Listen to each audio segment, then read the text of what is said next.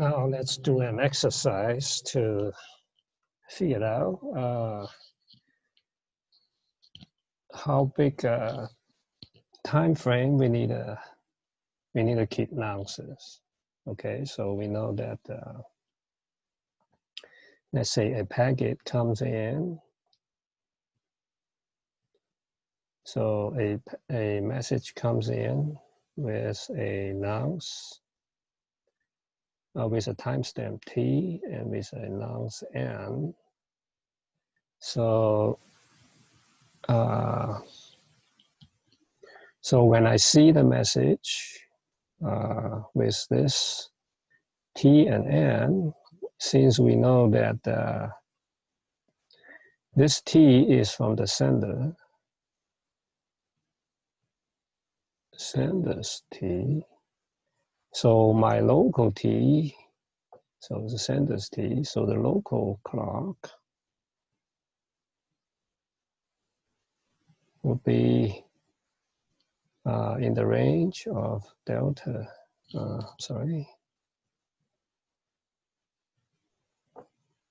t minus delta t, t plus delta t.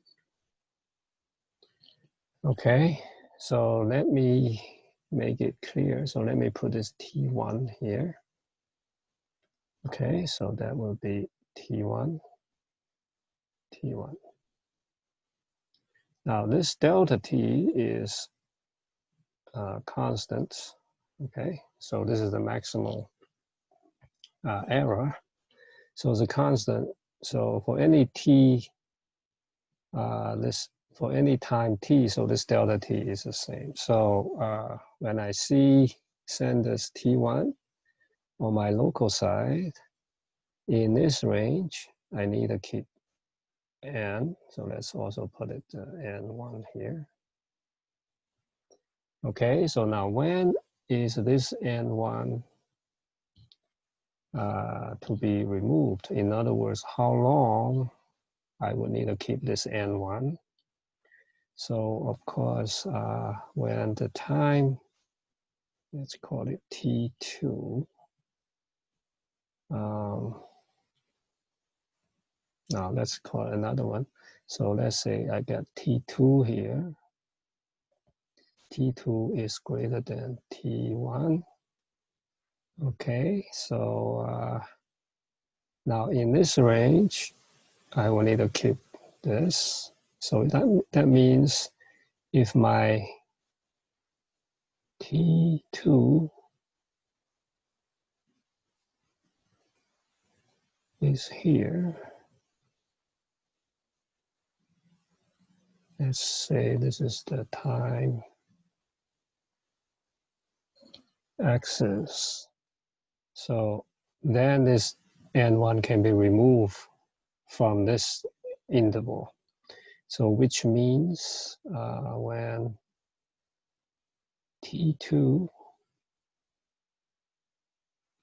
minus delta t greater than or equal to t1 plus delta t, that means when t2 is greater than or equal to t1 plus 2 delta t,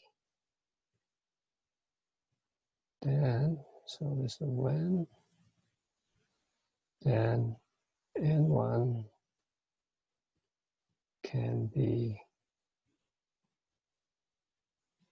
removed. So you don't have to keep this n1 no more when this time t2 is greater than t1 plus 2 delta t. Okay, so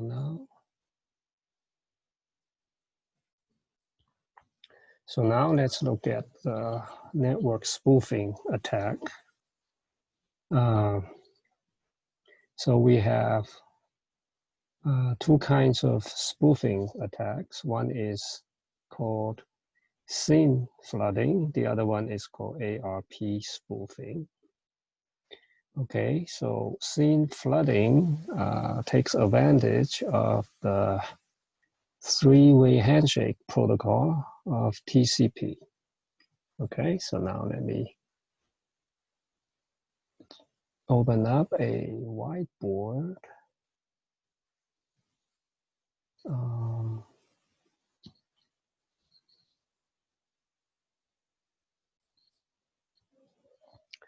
Okay, so we talk about TCP three-way handshake protocol. So again, I'm going to use Alice and Bob to represent two communicating parties. So Alice wants to establish a TCP connection with Bob by sending a SYN packet. So this is SYN packet for synchronization, right? So that means now we're going to synchronize the following TCP packets. So this is like a hello, right? Hello, it is Alice. I want to talk to you. So Bob then will send an acknowledgement back to Alice. So this would be having a sequence number. So let me put a sequence number here to indicate that there must be a sequence number to go with this synchronization packet. And the acknowledgement, so this usually would be a function of a sequence number. And then Alice will send also an acknowledgement packet, but this time it will be a new sequence number. So after that, a TCP connection is established. So now a TCP connection is established.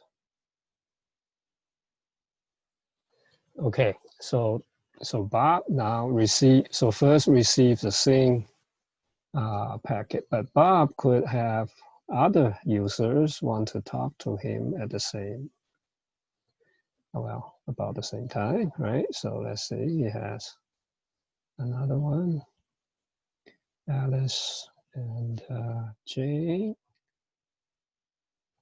And let's see, so Jane wants to talk, so talk, so that means they also have a SYN packet. And then maybe John wants to talk. So for all of these requests, so Bob will have a buffer. So let's call it TCP buffer to store all these SYN packets. SYN1, SYN2, and so on. So then for each of these, it will sit to wait for the acknowledgement coming back. Okay, so for instance, Bob gets the SYN1, let's say it's from Alice. Okay, then Bob sends this acknowledgement back to Alice and expect this acknowledgement back from Alice. So when it receives that acknowledgement, then this SYN will be removed. Okay, so that's how this memory in this TCP buffer will be released. If with certain period of time, this expected acknowledgement packet is not received, it will also remove that SYN packet from its buffer. So which means that there is a time period. Okay, there is a certain time period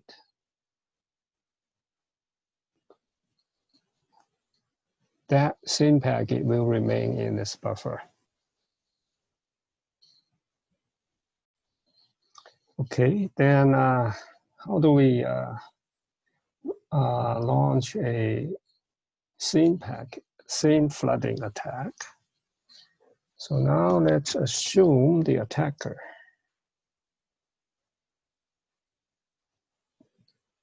And let's say this is still Bob's computer. So the attacker will send a crafted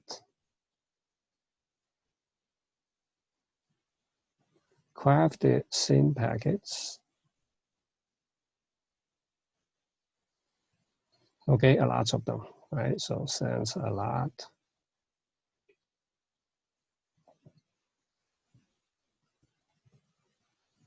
Send one. So let me put it back nicely. Scene packet 1, 2. Scene, let's say, okay. So let's say Bob's buffer can hold K scene packets. So it's all full. So this time it's all full. It's all in.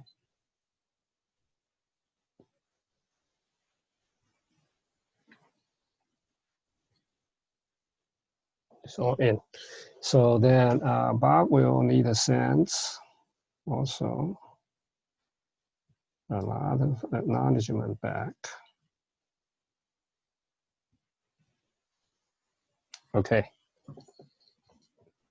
However, these crafted scene packets means the source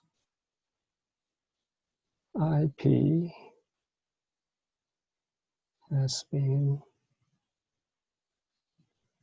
changed, okay, to an unreachable, but real IPs. So unreachable means that Bob will not receive the expected acknowledgement, right? So Bob expected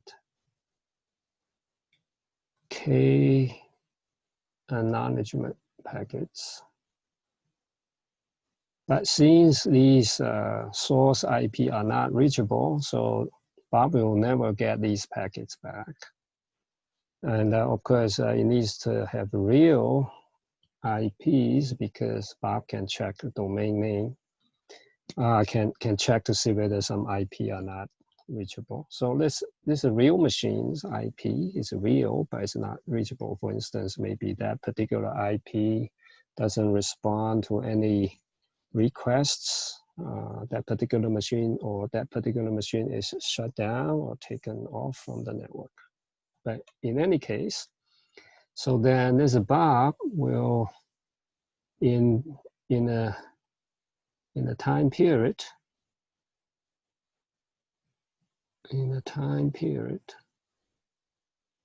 so this is a preset time period before these sins are removed. Before these sins are removed, Bob can no longer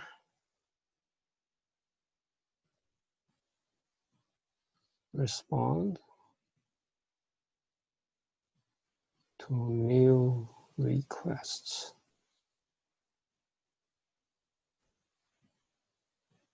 Because its buffer is full.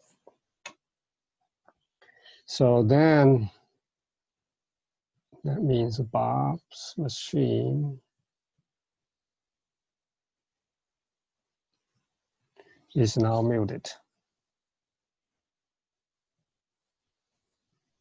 Okay, so this is called scene flooding.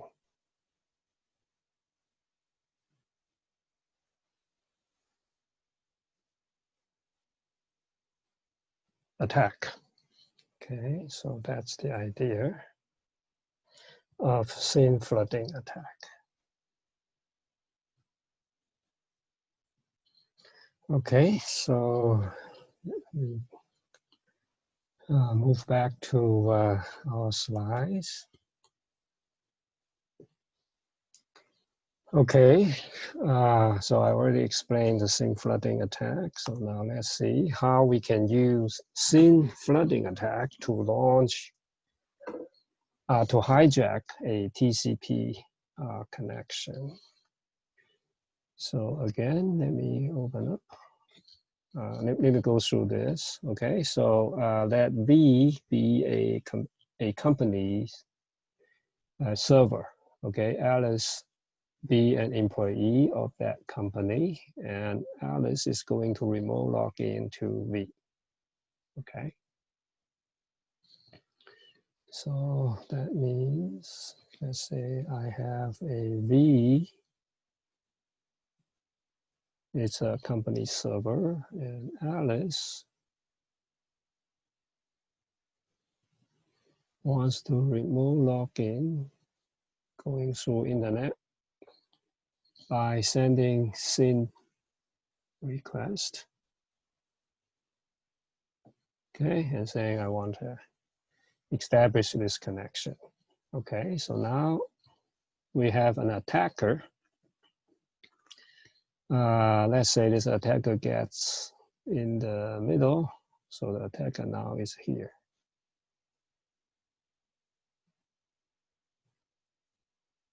Okay, so attacker intercepts this SYN request.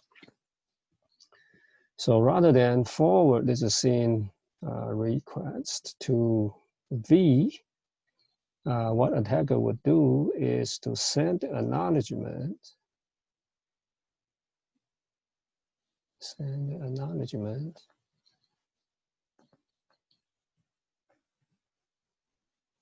back to Alice. Now, of course, so attacker needs to figure out a correct sequence number, but that's not hard to do. Okay, and so the Alice then will send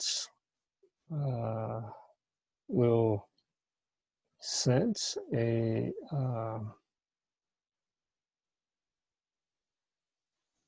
acknowledgement back.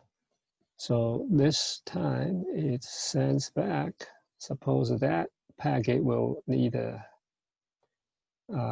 send it to V, but again, the attacker intercepts it. Okay, so V never gets anything, but instead, Alice thought that she created a